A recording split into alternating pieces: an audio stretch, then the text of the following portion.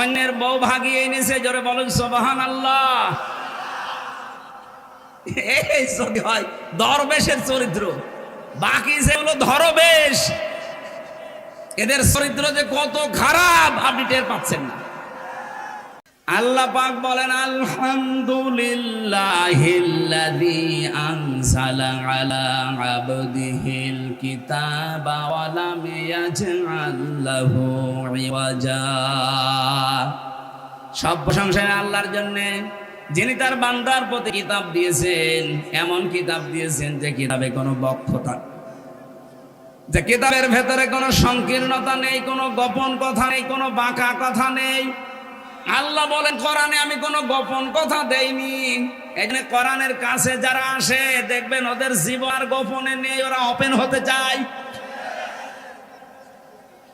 অথচ এই কোরআন পড়ার পরও এই 15.5 বছরে আমরা দেখেছি অনেক মানুষ বলেছে হুজুর আমরা গোপনে আছি, এ জেলায় নেই, তারা এখন ওপেন হতে চাচ্ছে। অথচ এই যে মানুষটা বসে আছে, এই 15.5 বছরে তার জীবনের দিকে তাকান। এই মানুষগুলো যেহেতু কোরআন তাদের কাছে স্পষ্ট, শপথ নেওয়ার আগে আমি দেখেছি পড়া কোরআনে কারিমের অধিকাংশ আয়াতগুলো অর্থ সহকারে তার জানা থাকা লাগে।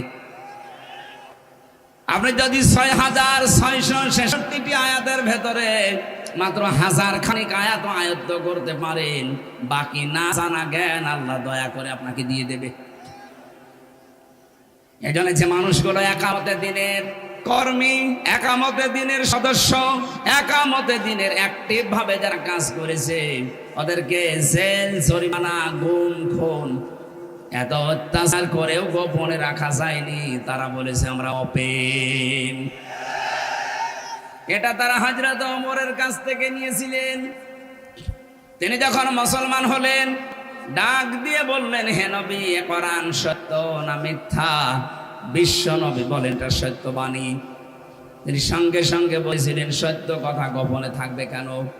আপনি আমার অনুমতি দেন, আমি একটু কাবার চত্বরে মিছিল দিয়ে আসি।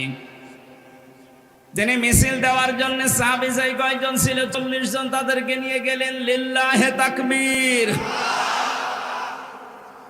কাফের মুশরিকরা চিন্তা করেছে এই জামানায় ওপেন ভাবে আল্লাহর নামের তাকবীর দেয় কে গো?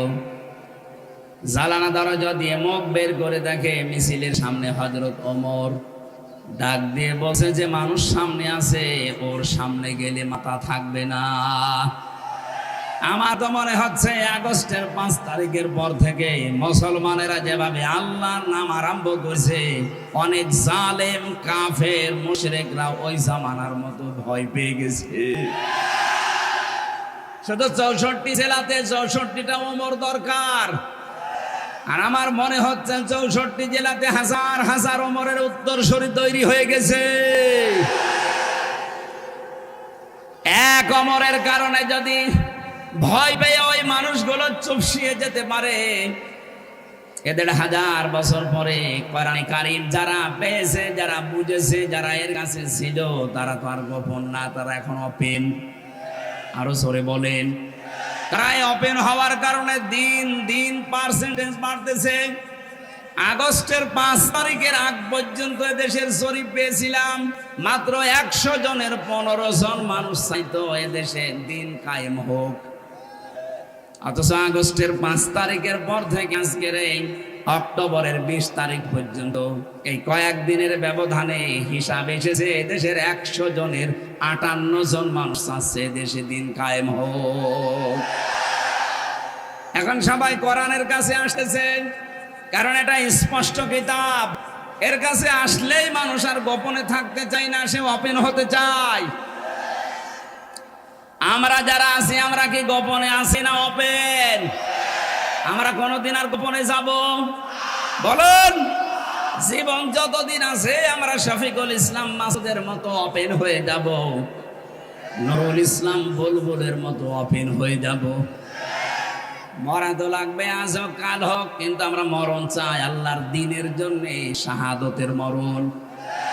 আমি ওপেন ভাবে বলছি, এই দেশে কোনো মানুষ যারা ইসলামী আন্দোলন করে, বিশেষ করে একামতে দিন, নাম ধরেই বলি যারা জামাত ইসলাম করে, একটা মানুষের মুখ থেকে এই কথা কোনোদিন শুনেছেন যে আমরা জামাত ইসলামের প্রতিষ্ঠা চাই? না। আপনি যার কাছেই জিজ্ঞাসা করবেন ও বলবে আমরা আল্লাহর দ্বীনের প্রতিষ্ঠা চাই। কেউ যদি বলেন যে আমি জামাতের প্রতিষ্ঠা চাই, আপনার ইমানের সমস্যা আছে। আমরা জামাত ইসলামের, বিএনপির, জাতীয় পার্টির, ইসলামী আন্দোলন, চরমনায়ের প্রতিষ্ঠা দেশে চাই না। আমরা চাই আল্লাহর দ্বীনের প্রতিষ্ঠা। কোরআনের চোখ আর হাদিসের চোখ লাগিয়ে দেখতে পাচ্ছি এটা প্রতিষ্ঠা করে টিকে থাকার যোগ্যতা আল্লাহ এই দেশে জামাত ইসলামী বাংলাদেশকে দিয়েছে। এই কথা বোঝা লাগবে। একটা স্লোগান আছে, একটু সমস্যা, আল্লাহর আইন চাই, সৎ লোকের শাসন চাই না। এখানে আর একটা যোগ্য শব্দ জোড়া লাগবে। আল্লাহর আইন অবশ্যই চাই, শুধু সৎ লোক হলে হবে না, যোগ্যতা সম্পন্ন লোক হওয়া লাগবে। সৎ লোকের দেশে আমরা বহু মানুষকে দেখতাম সৎ, কিন্তু যোগ্য না হওয়ার কারণে বিষয়টা পরে প্র্যাকটিক্যালেও চালাতে পারেনি। কিন্তু যেই লোকটা আল্লাহর আইন দিয়ে যোগ্য এবং সৎ, মাওলানা মতিউর রহমান নিজামী, এক কথা বলে না কেন, একদিকে যোগ্য আর একদিকে সৎ। এই জন্য নিজের মন্ত্রণালয় চালানোর পরে যে টাকাগুলো উদ্বৃত্ত ছিল উনি আবার ফেরত দিয়েছে। বাংলাদেশের ইতিহাসে এটা আমি কোনোদিন পড়িও নি, শুনিও নি। আপনি এর চাইতে আর বড় প্রমাণ কি চান? যে নিজের দায়িত্ব পালন করার পরে উদ্বৃত্ত টাকা মন্ত্রণালয়ে ফেরত দেয়। আপনি একটা দেখান তো এই 15.5 বছরে। আরো 14 বার বাজেট করে মেলে না, আবার চাই, আবার চাই, আবার চাই। আর কথা বলে না কেন? এদের ভেতরে সৎ মানুষ ছিল কিন্তু যোগ্য মানুষ ছিল না। এজন্য সালেহ এই শব্দটা কোরআনে যেখানে আল্লাহ দিয়েছেন, সালেহ মানে শুধু নেক না, সৎ না, সালেহ মানে যোগ্য। আর আমি বাস্তবে এই চোখ দিয়ে দেখতে পাচ্ছি এই দেশে জামাত ইসলামী বাংলাদেশ, ইসলামী ছাত্র শিবির, ইসলামী ছাত্রী সংস্থায় যারা আছে এরা একদিকে সৎ আর একদিকে যোগ্য। এটা যদি মিথ্যা প্রমাণ করতে পারেন আমি কথা বলবো না। আপনি তাকান কোন জায়গায় তাকে লাগাবেন। যে যে জায়গায় আছে ওই জায়গার জন্য সে একদিকে সৎ আর একদিকে যোগ্য। এই যে 3টা দলের নাম বললাম, আপনি একটা নেশাখোর